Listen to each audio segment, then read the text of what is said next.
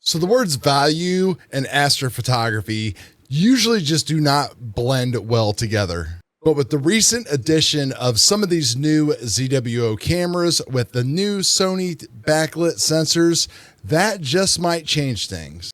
I've recently acquired one of the 585 cameras, and I want to show you guys some pretty awesome examples of how it compares to my 183 MC Pro. My name is Chad. This is the Easy Astro Images channel. We're going to collect some photons today. Welcome back to the channel, everybody. Thanks a lot for coming by here. Now, if you do not know what we are talking about, we're going to be talking about the new Sony sensors here, which they came out with about 4 of these new cameras, and the 585 here seems to be the one that everybody has been talking about. It's got a really nice pixel size, low read noise, a really good full well, backlit, no amp glow, all the stuff that sounds great. Biggest thing about it is that it does have a little bit of a smaller sensor than most of the other cameras that you would use for deep space astrophotography. Now, some other YouTubers are using different variations of this camera made by other manufacturers, and I was pretty intrigued by it. You know, I'm trying to set up a second rig. I know a lot of you would like to have a second rig. Maybe you've got 3 or 4, you're looking for a budget option. And I actually don't think this is too bad. And we're going to show you everything here in PIXINSIGHT. So I've been down the Rasa road, everything else, Hyperstar. I've had large sensor 2600s. I kind of just like the smaller sensors. They're easier to tame with, and of course, they are way less expensive. Would we all love to have 2600s, 6200s? Yes, we would, but we just cannot have all that. So one big thing to talk about real quick is that there were some old videos of a couple months ago. It looks like ZWO has done some changes to their SDK where their high conversion gain format number now is at 252. And basically what happens at 252 is you give up a little bit, but you also gain a lot. You gain some dynamic range. You can shorten up your exposure time, gain a little bit of well depth. Maybe you sacrifice a little bit of noise, whatever, but I wanted to do an apples to apples comparison. I always shoot my 183 at its default gain, which I believe is 101, and an offset of like 50 or 70. So that's what we've done here. And you know, the 183 comes in right now at about $800. Great camera. I love it. The small dense pixels. You know, inside that larger format frame sensor is has just been a great match for my GT81 system and everything else. Now, I got the 585 the other night.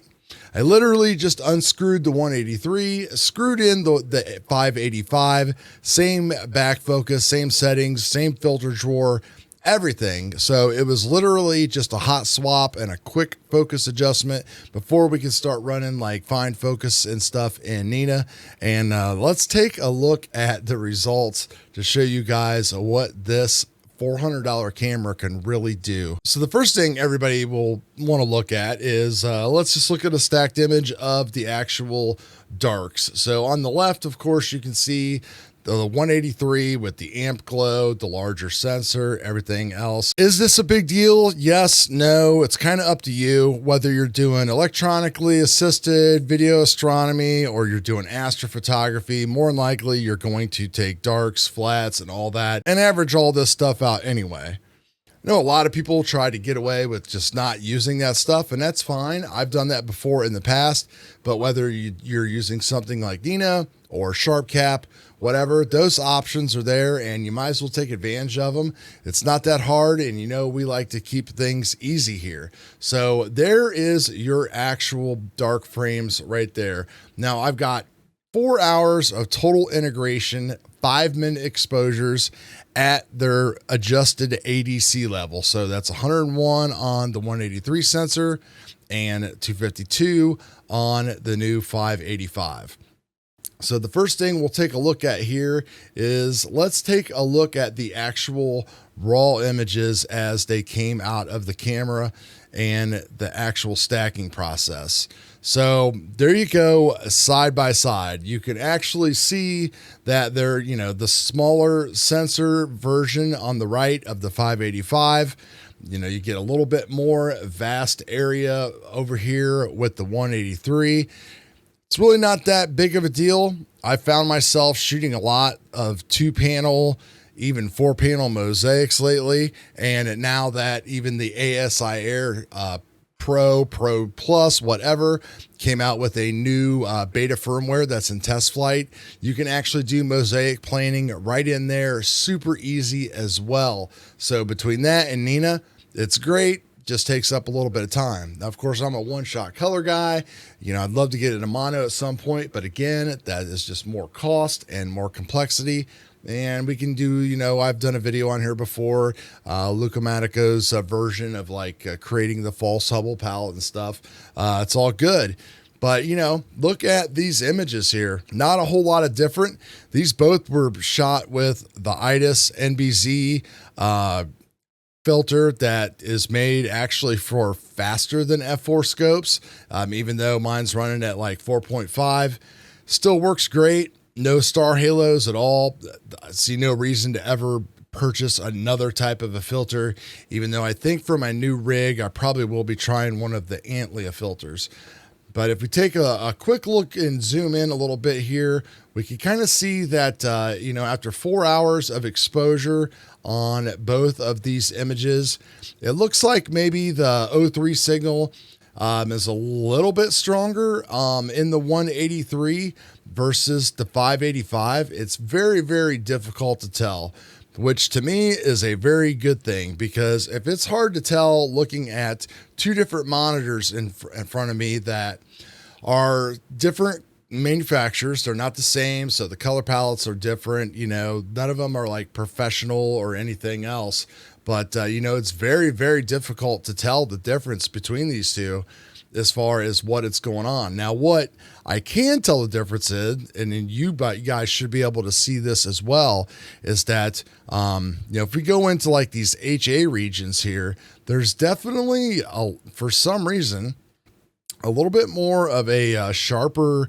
detail, I believe, over here on the 585. You can kind of see how there's a little bit more of a deviation here. I mean, it's really close to call, and it's hard to match the actual pixel levels. One thing you could definitely see that jumps out is the actual stars. The stars are slightly more saturated over on this side here with the 183 than the actual 585. We can see the background color noise is pretty similar. They're both going to have the same kind of bare matrix pattern, so don't really have to worry about that. If we want to actually go and zoom over here and look at some of the stars and take a look at some of these bright stars here and get some readings on those, we can do that. So let me just readjust here, and we will go and pixel peep a little bit, because I know people love to actually do that. And, if we take a look at some of these actual pixel rating and values here of the actual different channels, it'd be hard to kind of gauge this and everything, but 0.7, 0.6, 0.3, and over here we're looking at 0.01, 0.01, 0.0. Again, this is all just kind of hyperbole and stuff. So it would seem that maybe the 585 is a little bit more saturated, but from a wide out glance, it just does not look like that at all. I mean, it's very, very hard to tell the difference besides the actual pixel size of these two. Very, very impressed with this 585 for sure. Take a look at the actual images here that I just did a quick processing on. We did everything in weighted batch pre-processing. We did a dynamic crop on both of them. We did an automatic background extraction because I didn't have any gradients at all on this. The auto color script, we did the easy soft stretch at the same settings. And then we did SCNR to remove the green at 100% on both images. And then we used the noise exterminator plugin, toned down a little bit, the same on both of them. So we could do as much of an apples to apples comparison as I can to show you guys exactly what you want to see. Is this $400 camera as good as an $800 camera or $8,000 camera? So here is the completed basic images that I just told you about. And again, besides the actual pixel size, it is so hard to claim that one is better than the other. The 183 may have pulled out a slight more bit of detail and nebulosity, but just a very, very slight amount. I definitely think that it did a better job on the 03, but again, that could have been left up to the actual moon. You know, the moon phase has been full. These were taken one night apart. So it's, again, very difficult to just go ahead and judge them. And that's kind of good for us because if it's difficult again to tell by looking on the screen here, then that means that we have got a pretty dang good comparison here. So again, I think maybe there is a little bit more O3. You can kind of see up in here in this area versus over here. But the reds look a little bit more detailed and defined, at least at a glance. Again, we'll just kind of zoom in on those a little bit and see how they look after the soft stretch. I'm trying to do my best to show you guys any kind of discernible difference.